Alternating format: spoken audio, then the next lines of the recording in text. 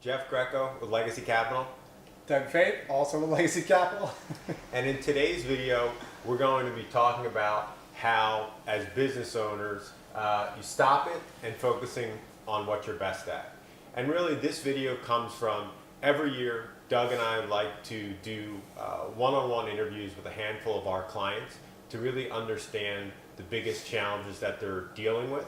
And in our interviews at the end of last year, our clients, for the most part, are growth minded. They want to continue to grow and scale their business. They love what they do.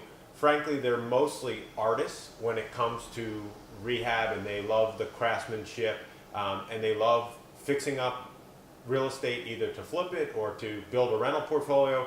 They love almost everything about real estate. And in fact, we asked them, if you had all the money that you wanted, or if you didn't need to work again, what would you do? And without fail, they all said, I would do more real estate. So this video really comes from that place. Yeah, and the other thing, I mean, that they said is really like they have a commitment to mastery, right? Mastering their craft.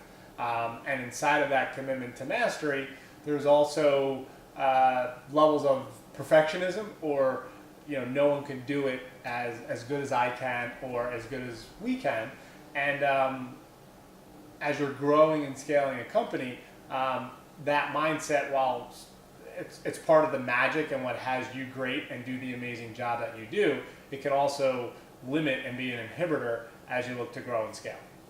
So I would now like to take full responsibility for this beautiful stop sign that was created. It's not red. As you can see, in my high school days, art was clearly my best class by far.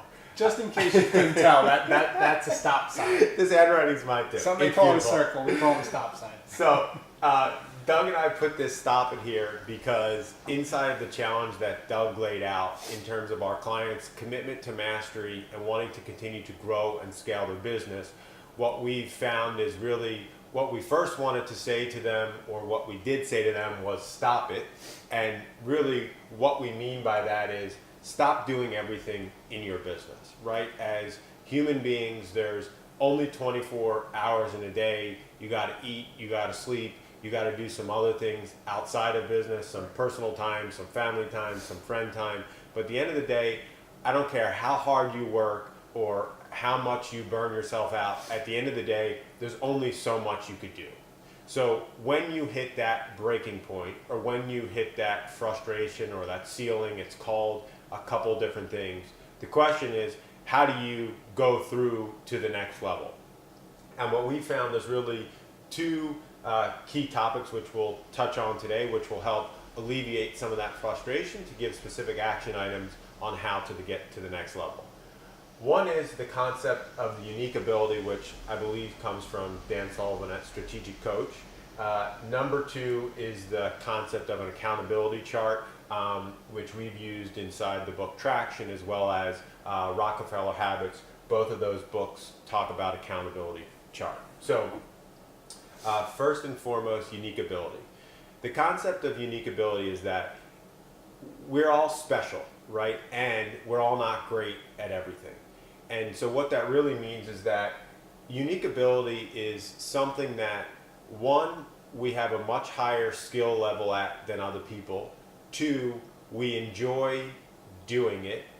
We get energized and lit up by the fact that we get to do those type of activities inside of our unique ability. And three, it's some sort of valuable activity that adds money or value to the business at hand. So unique ability is really getting clear on what you're best at. And the good news is that everyone has a unique ability, right?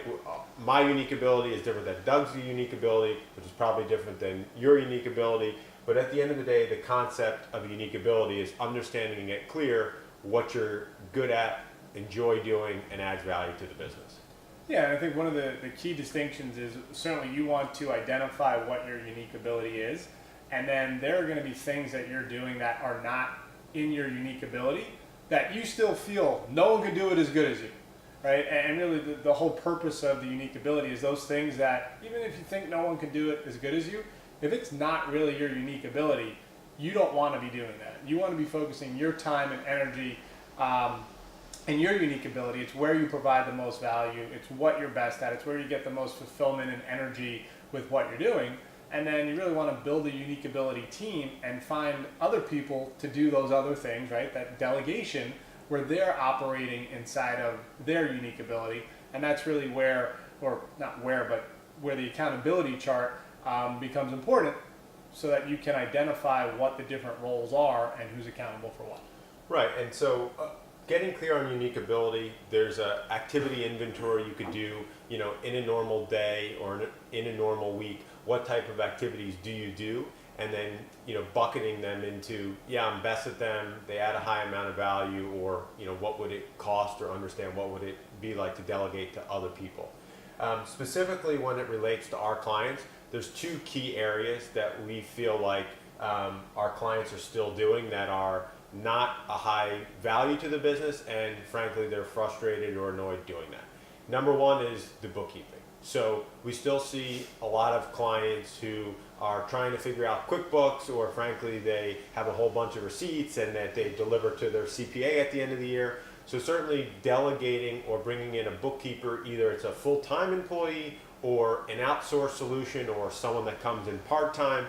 Bookkeeping and keeping track of the books is really an easy, simple, straightforward way that is not the best use of the business owner's time.